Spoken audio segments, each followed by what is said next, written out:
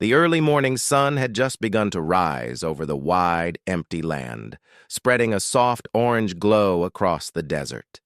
A cold wind moved over the dry grass and rattled the branches of the few scattered trees. In this quiet, lonely place, a young maid named Clara pushed herself forward, step by step, even though her legs were shaking with fear and exhaustion. She had run all night, not knowing exactly where she was going, only knowing that she had to keep moving. Her dress was torn, her hands were scratched, and her breath came in short, sharp bursts. She felt as if the darkness behind her was still chasing her, even now that daylight had arrived. Clara had worked in a small frontier household near the edge of the Apache territory. Life there had always been simple but steady. She cleaned, cooked, washed clothes, and helped with the farm animals. But 2 days earlier, everything had changed. A sudden raid near the settlement had filled the whole area with fear. People spoke in whispers, children hid inside their homes, and travelers avoided the roads. Clara had tried to stay calm, but the tension stayed close to her like a shadow. On the night she ran, she had heard distant horses and men shouting, frightening sounds carried by the wind. She was alone on the property that night because the family she worked for had gone to visit a relative. Clara thought she was safe, but when the noise grew louder and closer, something inside her broke. She grabbed only a small water pouch and rushed into the open land without thinking. All she wanted was to find a safe place, somewhere far from danger. She kept running until her breath burned and her legs felt weak. Now, after hours of moving, Clara could barely think. Her fear mixed with tiredness until she felt almost numb. She knew she couldn't run much longer, and she couldn't hide in a place without trees or rocks. Ahead of her was nothing but more dry land and a distant hill. Behind her was open space that left her completely exposed. She stopped for a moment and tried to take a deep breath, her body trembling as she listened for any sound that might warn her of danger. At first, everything seemed silent. Then she heard something, a soft but steady rhythm. Hoofbeats. Her heart froze. She turned slowly and saw a figure in the distance, riding a dark horse. The rider moved with confidence, not rushing, but not slowing down either. Even from far away, Clara could tell he was an Apache warrior. She had heard many stories about Apache fighters since childhood, some true, some mixed with fear and misunderstanding. But the stories were enough to fill her chest with panic. She looked around desperately for somewhere to hide, but the land offered no protection. There were no large rocks, no bushes, no holes in the ground. She felt trapped under the wide sky. For a moment she thought about running again, but she knew she would not get far. Her legs would fail her before she even reached the hill. The horse grew closer, and she could now see the man clearly. His long, dark hair blew behind him, and his expression was serious but calm. He carried no raised weapon, but his presence alone was enough to make Clara's knees weaken. She had no idea what he wanted or what he would do. Clara swallowed hard and slowly lifted her hands to show she had nothing to fight with. Her voice barely worked when she whispered, "Please, make it quick." She had no plan except to show she was not resisting. She thought that maybe if she accepted her fate, whatever it was, her fear might be shorter. Her whole body trembled as she looked at the ground instead of at the rider. The Apache warrior brought his horse to a slow stop a few feet away from her. He looked down at her silently, his eyes sharp but not filled with cruelty. For several long seconds, he did nothing. He simply observed the exhausted woman standing before him. Clara's whisper had reached him, and her words seemed to freeze him in place. He clearly understood her fear, her trembling, and the meaning behind her request. Instead of acting with aggression or anger, he slowly stepped off his horse. His movements were controlled and respectful. He kept his hands visible, showing he had no intention of harming her. Clara lifted her eyes slightly, surprised by the gentleness in his actions. She had expected something harsh, something painful, not this cautious calmness. The warrior spoke in a low, steady voice, using simple English that carried a firm but peaceful tone. "I do not hurt you," he said. "No need for fear." Clara stared at him, her breathing still uneven. She did not fully trust his words, but the sincerity in his voice felt real. He pointed to her torn dress and the scratches on her arms, noticing how tired she looked. Then he motioned toward the hill, as if offering her a chance to sit or rest. She didn't move. She was unsure whether this was a trick or a genuine act of kindness. Her mind kept replaying the stories she had heard about raids and conflicts, but the man standing before her did not match any of those frightening tales. The warrior understood her hesitation. He took a step back, giving her space, and then slowly placed his weapon on the ground to show he meant no harm. Clara blinked in disbelief. The desert wind blew between them, carrying dust and dry leaves, yet the silence felt strangely safe. He gently held out a small water flask from his pouch. Clara's lips were cracked, and her throat was painfully dry. She stared at the water, then at the man, trying to decide whether she could trust him. Finally, her survival instinct pushed her to accept the offer. She reached forward with shaking hands and took the flask. The water was cool, and the first sip felt like life returning to her body.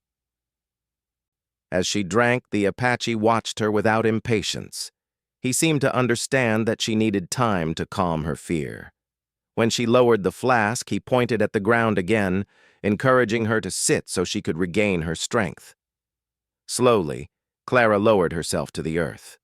Her body felt heavy, but her heart began to beat a little more softly. The warrior crouched a short distance away, careful not to come too close. His eyes studied the horizon as if making sure no danger was approaching. Clara finally found her voice again. Why did you stop?" she asked softly. He looked at her, then touched his chest lightly. "Not all warriors choose war," he said. "I saw fear, not fight." His words were simple, but they carried weight. In that moment, Clara realized that nothing about this meeting was what she had imagined. The stories she had heard all her life were only part of the truth. This man, this stranger who could have harmed her, had instead chosen kindness. The wind grew stronger, and a thin layer of dust drifted across the ground. Clara wrapped her arms around herself, still shaky but slowly beginning to feel steadier. The warrior stood and looked toward the distant settlement where she had come from. Then he glanced back at her, as if trying to judge how far she had run and how much danger she had escaped. He pointed toward a safer trail that led away from the trouble she had feared. His gesture was clear. He was offering guidance, not control. Clara nodded slowly, realizing that he had crossed not a cruel line, but a moral one, the line between conflict and compassion. In the quietness of that wide, open land, two strangers who came from different worlds shared a moment of unexpected humanity. And for the first time since she had fled into the night, Clara felt a faint sense of peace, as if the desert itself had softened enough to let her breathe again.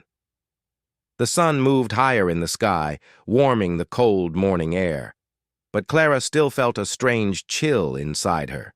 She sat on the dry ground holding the empty water flask the Apache warrior had given her.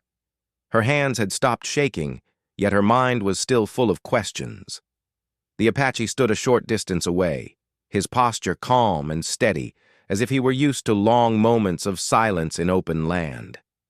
Clara watched him carefully, unsure of what would happen next, but slowly realizing that he meant no harm.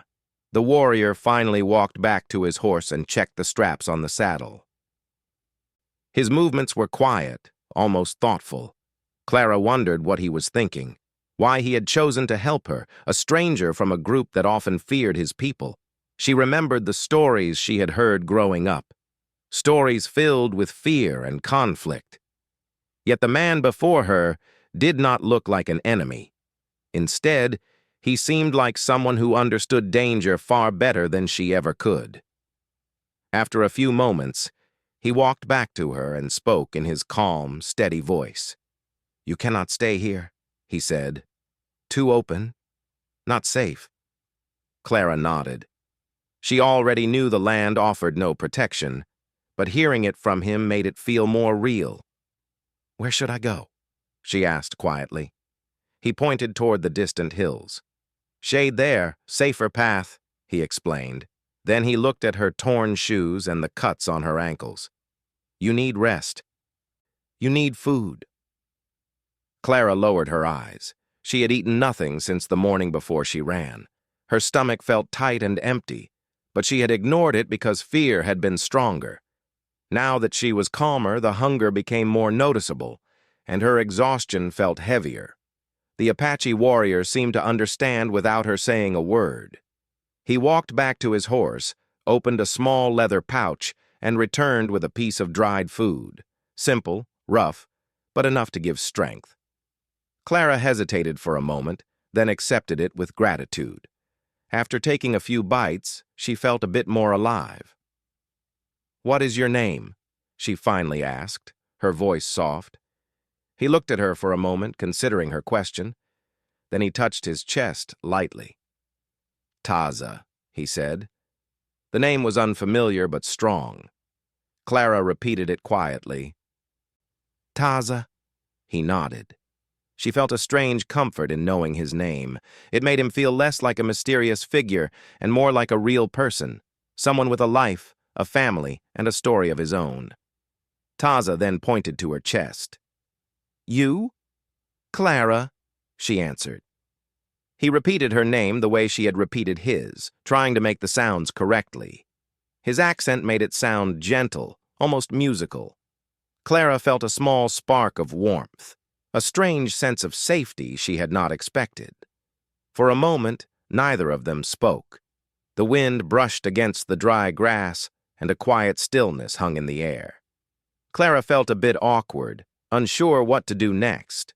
She did not want to delay Taza if he had somewhere important to go, but she also did not want to be left alone in the open land again. Taza must have sensed her worry. He knelt down and drew a simple map in the dirt with a stick. It showed the rough direction of the settlement, the hills, and a small stream nearby. Clara leaned forward, studying the lines carefully. His map was basic, but clear enough to guide her. Then Taza pointed to the path he had drawn. "You follow this. Slow, careful. You will find water and shade." Clara looked up at him, her eyes full of concern. "But will it be safe?" Taza took a moment before answering. "Safer than here," he said honestly. He did not pretend danger was gone. He simply promised her the best path he knew. Clara felt gratitude welling in her chest. She wanted to say more, to thank him properly, perhaps to tell him how scared she had been, but the words did not come easily. She had lived a life where people did not often speak deeply. They worked. They did chores. They survived. But this moment felt different. It felt important. Taza stood and looked out toward the horizon, scanning the land with sharp eyes. The way he watched the world reminded Clara of how shepherds watched their flocks, always alert, always aware. She wondered what he saw that she could not. After a moment, he turned back to her. "I go with you until the hill," he said. "Only until there." His tone was firm but respectful, as if he wanted to help without making her feel trapped or dependent. Clara nodded. She did not know why he would offer to guide her when it would slow him down, but she was grateful. Traveling alone through open land was frightening enough. Having someone who understood the terrain made it easier to breathe. Taza mounted his horse, then extended a hand toward her. Clara stared at it for a moment, unsure if she should accept. Riding on the horse would be faster, but it also meant trusting someone she had met only minutes earlier. Still, she remembered the fear she had felt when she first saw him, and how that fear had faded once she realized he meant no harm. She placed her hand in his. His grip was steady, firm, but gentle. He pulled her up behind him, making sure she was seated safely before guiding the horse forward. Clara held on to the saddle and tried not to look down. The horse moved smoothly but strongly, and she felt slightly uneasy. Taza spoke without turning. "Hold the saddle tight. Do not fear." Clara nodded, though he could not see her. She forced herself to relax a little as the landscape began to move past them in slow, steady motion. The wind brushed her face, carrying scents of dust, grass, and distant water. It felt different from running. It felt controlled, safe, guided. As they traveled, Clara observed the land around her. She realized how open and vulnerable everything looked. There were no tall trees, no crowded bushes, just endless space that could hide danger anywhere. She wondered how Taza could stay so calm in such a place. Taza seemed to sense her thoughts. "Land speaks," he said quietly. "If you listen, you know what comes." Clara did not fully understand what he meant, but she liked the way he said it. It made the land feel alive, not empty. After a long silence, Clara finally gathered the courage to ask the question that had been in her mind from the start. "Were you looking for me?" she asked softly. Taza shook his head. "No. I was traveling. I saw tracks." "I saw fear in the way they moved." Clara felt her breath catch. "You knew I was afraid just by my footprints?" Taza nodded. "Yes. The land shows everything." Clara felt a strange sense of wonder. She had never thought the earth could tell such stories. To her, tracks were just marks in the dirt. But to Taza, they were words, clues, warnings. She realized how little she understood about the world beyond her small settlement. After nearly an hour, the hills drew closer. They grew taller and offered shadows that stretched across the ground like long, comforting arms. Clara felt relief at the sight of shade after walking through the open desert for so long. Taza stopped the horse near the base of the hill and helped Clara down. She stood still for a moment, stretching her tired legs. Taza pointed upward. "From here you walk, slow. Careful? The stream is behind the hill." Clara looked at the hill, then back at him. She suddenly felt a pang of sadness. She did not want to be alone again, even though she knew he had his own path to follow. "Will you be safe?" she asked, surprising herself with the question. Taza gave a small, calm smile. "Yes, I know this land." Clara nodded slowly. She wanted to thank him, but simple words did not feel enough. Still, she tried. "Thank you for helping me, for stopping." Taza touched his chest respectfully. "You are safe now. Go." With that, he turned his horse and rode away, his figure slowly getting smaller as he moved across the vast land. Clara watched him until he disappeared into the horizon. Then she took a deep breath, gathered her strength, and began climbing the hill toward the shaded path he had shown her, still afraid, still uncertain, but no longer alone in her heart. The climb up the hill was harder than Clara expected. The ground was uneven, covered with small stones that rolled under her feet. Every few steps she had to pause, place her hands on her knees, and catch her breath. The sun was climbing higher, warming her back and making sweat gather on her forehead. Even though she was exhausted, she kept moving, reminding herself of Taza's clear instructions. Slow, careful. His voice echoed in her mind, giving her strength each time she felt her legs shaking. When she finally reached the top of the hill, she stopped and gazed out at the land below. The view surprised her. She had never climbed anywhere so high before, and seeing the world from above made her feel both small and brave at the same time.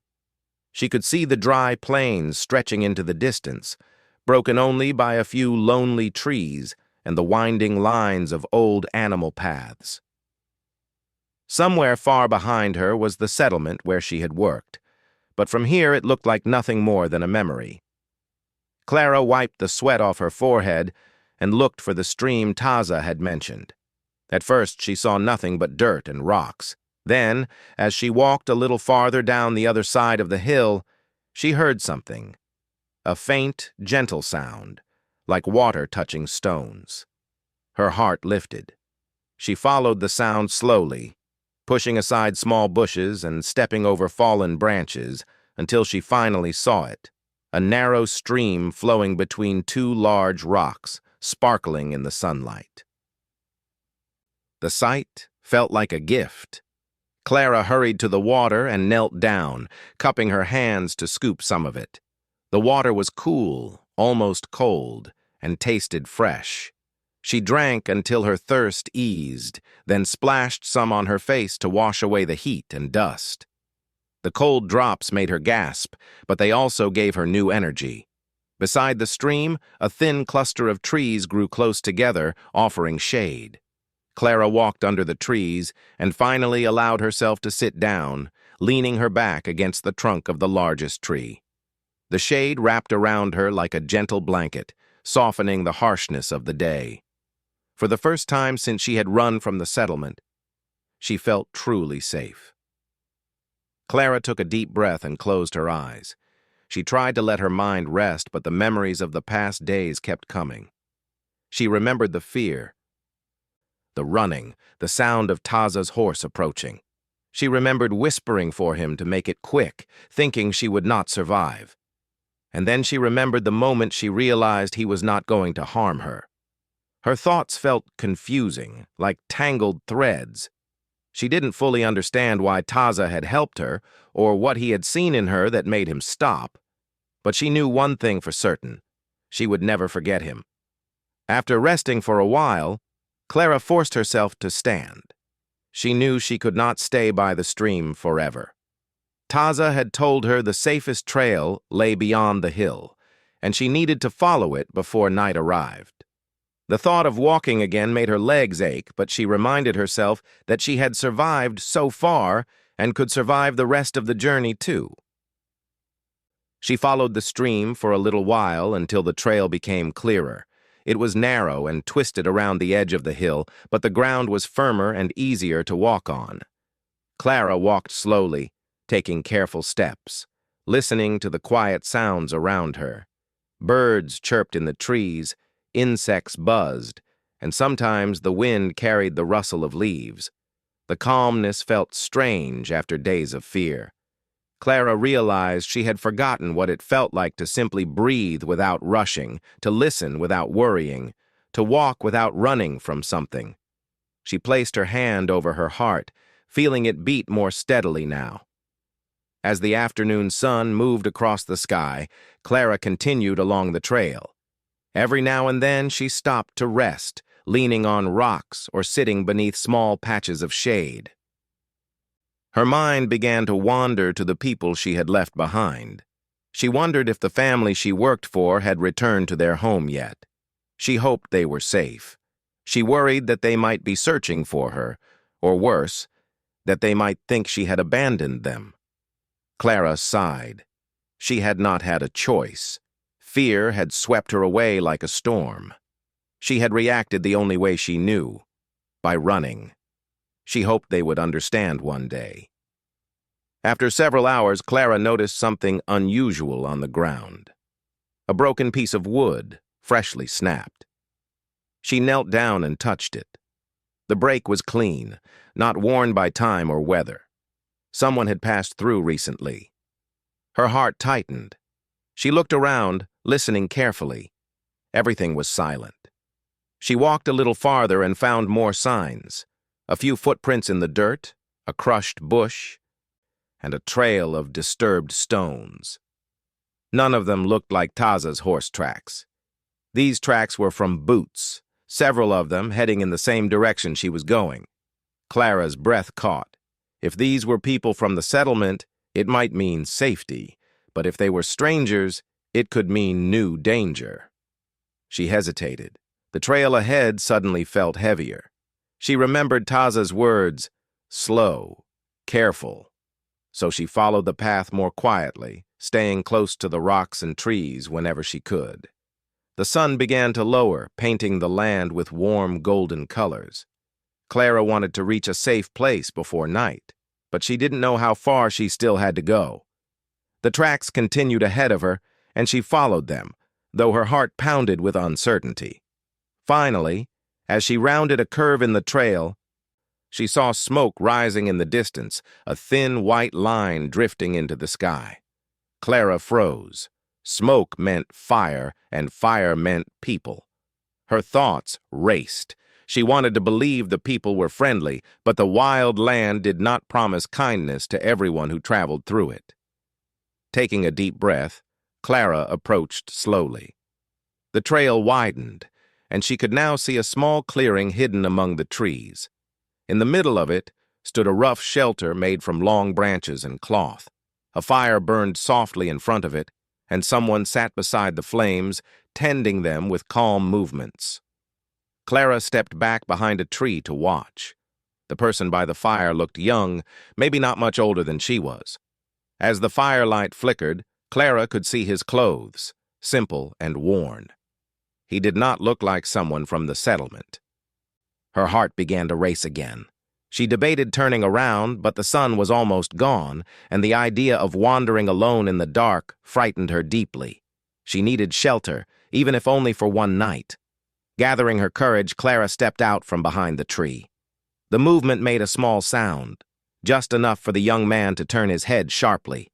He stood up quickly, but instead of reaching for a weapon, he simply stepped away from the fire, uncertain. Clara raised her hands slowly.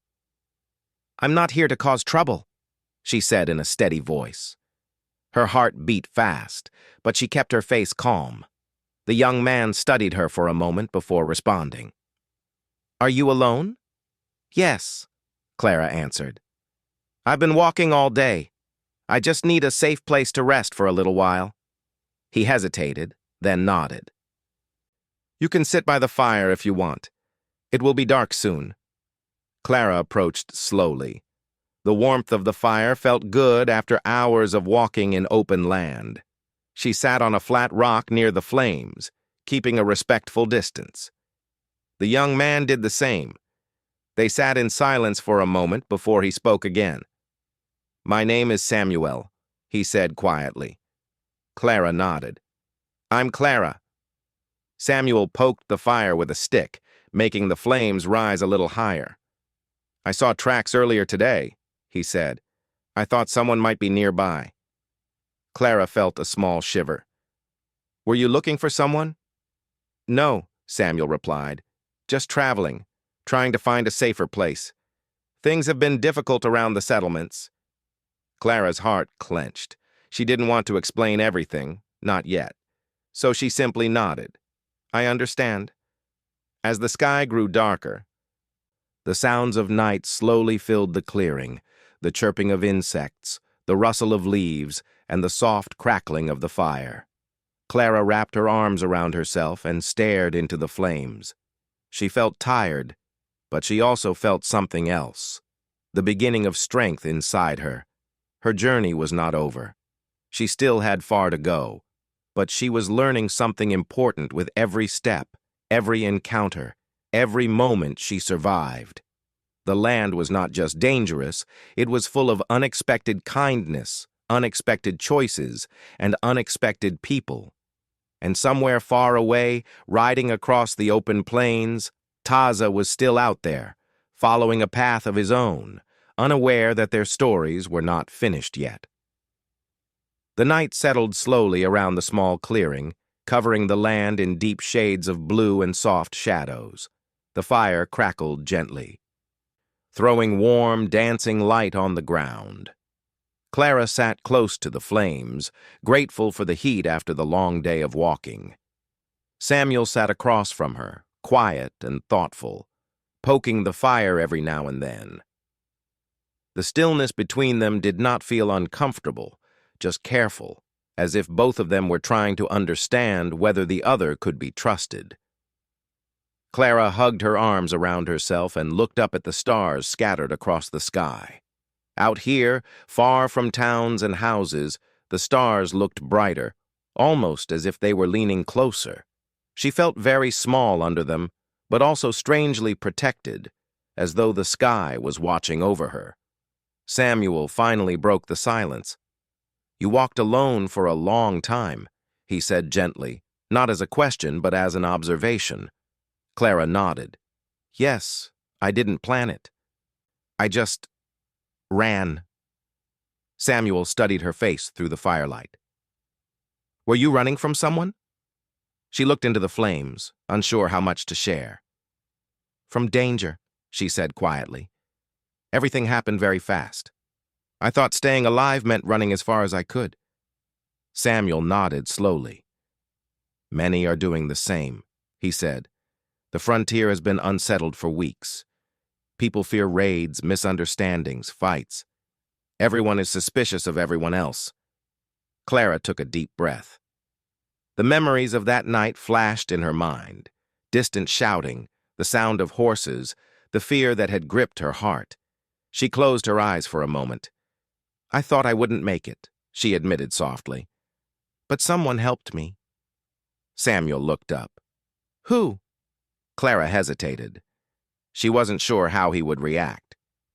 "An Apache warrior," she said carefully.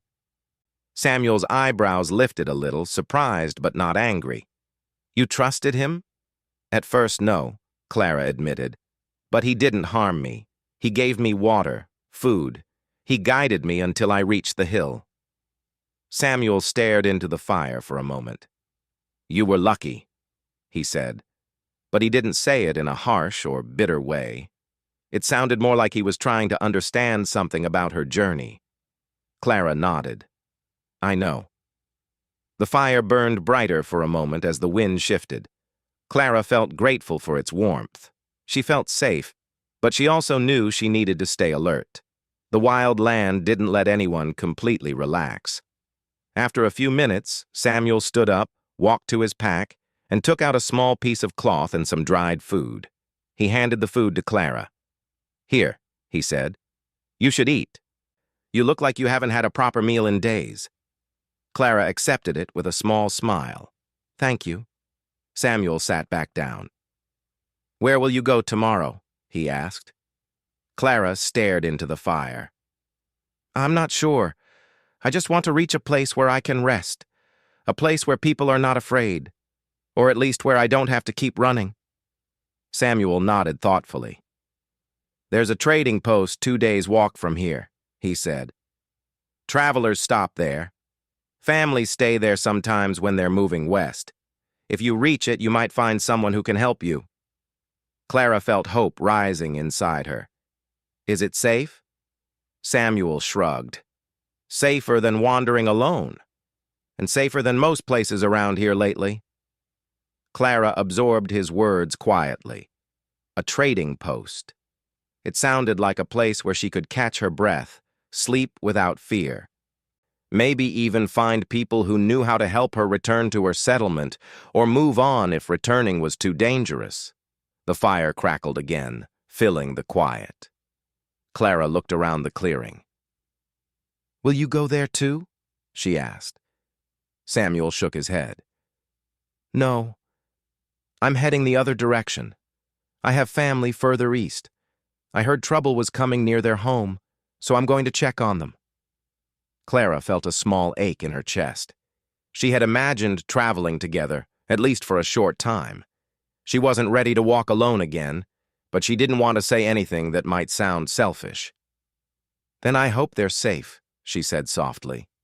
Samuel smiled a little. "I hope so too." They sat in silence until the fire burned lower. Clara's eyes grew heavy, and the long, tiring day finally caught up with her. Samuel noticed and stood. "You should sleep," he said. "I'll keep the fire going for a while." Clara nodded and lay down near the edge of the clearing, using her arm as a pillow. The firelight flickered gently, warming her cheeks. In the distance, she heard the soft whisper of night wind moving through the leaves. Before drifting off, Clara thought about Taza, the calm strength in his eyes, the way he had helped her, the way he had pointed to the safe trail. She wondered where he was now, whether he was safe, whether he thought about their short time together. Then sleep pulled her into stillness. At dawn, she woke to the sound of Samuel preparing his pack. A pale, cool light covered the land. Birds chirped in the branches, and cold morning air brushed her skin. She sat up slowly. "You slept deeply," Samuel said with a small smile. "I think I needed it," Clara said, brushing dust from her dress. Samuel handed her another small piece of dried food. "Eat before you go. You'll need strength." Clara accepted it gratefully. "Thank you for everything," she said, "for letting me stay, for the food." Samuel nodded. "Take care of yourself, and follow the trail I showed you. Keep close to the trees during the hot hours, and walk only in daylight." Clara took a deep breath. "I will." They began walking together toward the split in the path. After a few minutes, the trail divided, one path leading east and the other curving toward the trading post. They stopped there. "This is where I go," Samuel said, pointing left. Clara looked down the right path. It seemed long and lonely, stretching far into the distance. "And this is my road," she said quietly. Samuel offered his hand. Clara shook it gently. "Safe journey," he said. "You too," Clara replied. They parted ways. Clara walked slowly at first, adjusting to being alone again. Every sound, the rustle of birds, the whisper of wind, the snap of twigs, made her pause. But Samuel's instructions gave her confidence. She followed the trail carefully, stayed alert, and drank from her flask whenever she needed. As the sun rose higher, she found more signs of passage, footprints, wagon tracks, and the remains of old campfires. These signs told her she was getting closer to places where people traveled. That comforted her. But near noon, she noticed something else, a set of horse tracks crossing the path. Her breath caught. The tracks were fresh, very fresh, and she recognized them. Her heart raced, not with fear, but with something surprising, hope. She stepped closer and knelt beside the tracks. Taza. She recognized the shape, the depth, the steady rhythm of the footprints left by his horse. She felt her chest tighten with warmth. What was he doing here? Why was he so far from where they parted? She stood slowly, scanning the horizon. The land was quiet. The trail was empty. But the message left in the tracks was clear. Taza had passed through recently. He was somewhere ahead. Clara felt strength rise inside her like a new dawn. The loneliness she had felt earlier faded, replaced with calm determination. She adjusted her pack, tightened her grip on the strap, and stepped forward. Whatever waited ahead on the trail, she was no longer the frightened maid who had whispered for mercy on the open plain. She was someone who had survived. Someone who could keep moving. And somewhere beyond the bends of the trail, someone who had shown her unexpected kindness was still traveling through the wild land. Clara continued walking, her heart steady with purpose, ready for whatever the journey would bring next. The quiet afternoon slowly settled over the small village as life began to return to normal after the intense days everyone had lived through. Each person had their own memories of fear, hope, and change. But the one who carried the heaviest weight was the maid, Maria. She had lived through moments that tested her strength in ways she never imagined. Now, as the world around her tried to breathe again, she too began searching for her own calm. Though her steps were steady, her heart still held stories that only she understood. The Apache warrior, who had once stood like a storm in front of her, now walked with softer steps. The choices he made and the choices he refused to make had changed both of them. He carried the silent truth that mercy could create a deeper impact than fear ever could. People rarely noticed him now, but his presence carried a quiet power. He kept his distance from the village, not because he was unwanted, but because he needed space to understand what he had become after everything that happened. His life had changed too, and he was still trying to make sense of it. Over time, Maria began to feel safer, though the memories still sat in her mind like shadows that refused to leave.